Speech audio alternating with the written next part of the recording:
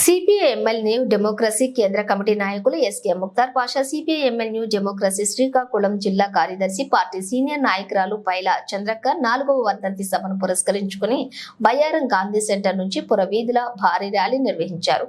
Comrades పాషన్న, చంద్రక్క ఆశయాలను కొనసాగిస్తామని అన్నారు. పలువురు నాయకులు మాట్లాడుతూ సిపిఐఎంఎల్ న్యూ డెమోక్రసీ జాతీయ నాయకుడిగా, ఐఎఫ్టియు జాతీయ ప్రధాన కార్యదర్శిగా కీలక బాధ్యతలు చేస్తున్నటువంటి ముక్తార్ పాషా కరోనా మహమ్మారి బారిన పడి నెల రోజుల పాటు కరోనా తోటి పోరాడి 2020 సెప్టెంబర్ 24న అమరుడైరాని అన్నారు.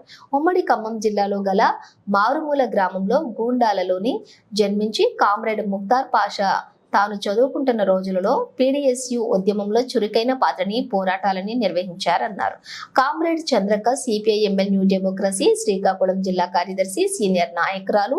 2020 సెప్టెంబర్ 23న కరోనా బారిన పడి అమరత్వం పొందారు. అమరుడు కామ్రేడ్ పైల వాసుదేవరావు జీవిత సహచరి అని, విప్లవ వీరులు త్యాగాల సాలతోటి నేల కొరికినటువంటి విప్లవ కెరటాలు అన్నారు. ఈ కార్యక్రమంలోని పార్టీ జిల్లా నాయకులు ఎస్కే బాబన్న, సరీఫుద్దీన్ తదితరులు పాల్గొన్నారు.